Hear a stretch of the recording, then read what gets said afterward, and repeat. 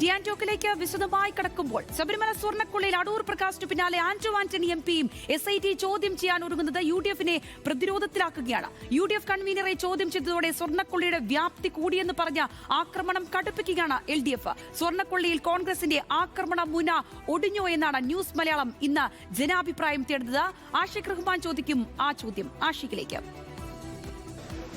Sabarimala സ്വർണ്ണക്കൊള്ളയിൽ CPM നേതാക്കൾ പിന്നാലെ കോൺഗ്രസിന്റെ മുതിർന്ന നേതാക്കളെയും SIT ചോദ്യം ചെയ്യുകയാണ്. ഇന്നലെ അടൂർ പ്രകാശിനെ ചോദ്യം ചെയ്തു. ഇനി ആന്റോ ആന്റണി ചോദ്യം ചെയ്യാനിരിക്കുന്നു. ശബരിമല സ്വർണ്ണക്കൊള്ളയുമായി ബന്ധപ്പെട്ട് CPM നേതാക്കൾക്ക് പിന്നാലെ കോൺഗ്രസ് നേതാക്കളെയും ചോദ്യം ചെയ്യുമ്പോൾ ഈ വിഷയത്തിൽ കോൺഗ്രസിന്റെ ആക്രമണ കുന്തമിന് അവസാനിക്കുക എന്നുള്ളതാണ് ചോദ്യം. നമുക്ക് പൊതുജനങ്ങൾ തന്നെ ചോദിച്ചറിയാം. എന്നെ സംബന്ധിച്ചിടത്തോളം കോൺഗ്രസ് തന്നെയാണ് അതിന്റെ മെയിൻ ഇത്. അതിൽ ആരെ കൊണ്ട് നമുക്കറിയില്ല, അതാണ് സത്യം. LDF ഉണ്ടോ, BJP ഉണ്ടോ, കോൺഗ്രസ് ഉണ്ടോ? സ്വർണത്തിൽ കോൺഗ്രസ് ഉള്ള ആദ്യം പുറത്ത് വന്നുകൊണ്ടിരിക്കുകയല്ലേ. അത് വലിയ വിഷയമൊന്നുമല്ല, അത് തന്നെയാണ് ഉറപ്പ്. ഇത്തരക്കാർ ഒരു ലോബിയാണ്.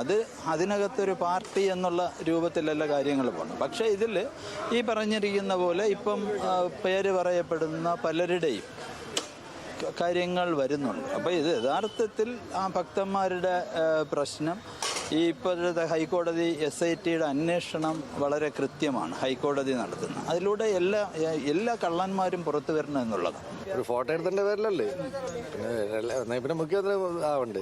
ഇപ്പം CPM ആയാലും കോൺഗ്രസ് ആയാലും BJP ആയാലും ആരായാലും ഏത് പാർട്ടി ആയാലും അയ്യൻ്റെ സ്വർണം കട്ടവരാരായാലും ഏതുണ്ടതായാലും അതിനിപ്പോൾ ഇവരല്ല വേറെ ആർക്ക് ഇപ്പം ജയിലിൽ കിടക്കുന്നവരല്ല ഇനി ആരെങ്കിലും ജയിലിൽ കിടക്കുന്നുണ്ടെങ്കിൽ പോലും അവരെ ജയിലിലാക്കണം. അന്വേഷണത്തിനെ ഭയക്കുന്നത് കോൺഗ്രസ്സാണ്. അവർ തന്നെയാണ് ഇതിൻ്റെ മെയിൻ കണ്ണികൾ. ഇപ്പോൾ അടൂർ പ്രകാശിനെ വരെ ചോദ്യം ചെയ്ത് അകത്താകാൻ പോകുന്നു. സോണിയാഗാന്ധിക്ക് ഉണ്ണികൃഷ്ണൻ പോറ്റിയായിട്ട് അവർക്ക് വലിയ ബന്ധമാണ്. എന്നിട്ട് LDF-നെ ഇതിൽ പഴിചാരെയാണ്. ഇത് സർക്കാരിൻ്റെ കഴിവുകേടാണ്. സർക്കാർ പോറ്റിയോ ഒരു തന്ത്രിയോ വിചാരിച്ച സാധനം പോലെ അവിടെ ദേവസ്വം ബോർഡിൻ്റെ ഉദ്യോഗസ്ഥന്മാർ. പിന്നെ എന്തിനാണ് ഇവരൊക്കെ അവിടെ ഇരിക്കുന്നത്? അയ്യപ്പനെ എടുത്തോണ്ട് പോകാത്ത ഭാഗ്യമായി പോയി. എല്ലാവരും ഉണ്ട്. ആരുമില്ലാതെ ഒരാൾ മാത്രം ഇങ്ങനെ നടക്കൂലല്ലേ. ഈ മുതലുകളെല്ലാം കണ്ടെത്തിയതിന് ശേഷമാണ് ഇവരെ പിടിക്കാനുള്ളതായിരുന്നു. എൻ്റെ ഇതിൽ ഞാൻ പറയുകയാണെങ്കിൽ ഇവർ കണ്ടെത്തിയ മുതലുകളെല്ലാം എടുത്തതിന് ശേഷമാണ് ഇവരെ ജയിലിൽ പിടിച്ചിടാനുള്ളത്.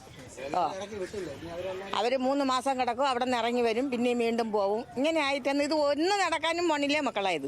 ജാമ്യം കൊടുത്തെങ്കിൽ അവരൊക്കെ ഇതൊക്കെ തെളിവ് നശിപ്പിക്കും. അത് യാത് പാർട്ടിക്കാരാവട്ടെ യാത് ജാതിക്കാരാവട്ടെ. മോട്ടിച്ചത് മോശമാണ്. ദൈവത്തിൻ്റെ മുതൽ മോട്ടിച്ചവനെ വെറുതെ വിടാം. അവനെ പിടിച്ച് ജയിലിൽ അടയ്ക്കണം. അവന് ജാമ്യം കൊടുത്ത എന്തിന്? ഏത് വകുപ്പ്?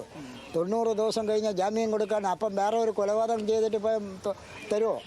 ഇതിനെക്കാട്ടി ക്രിമിനൽ കേസുകൾ ഇവർ ജാമ്യം കൊടുക്കാത്ത 90 ദിവസം. അപ്പോൾ ഇത് ശബരിമല കേസിൽ എല്ലാം കേന്ദ്രവും കേരളവും എല്ലാം ഒത്തു കളിക്കുകയാണ്.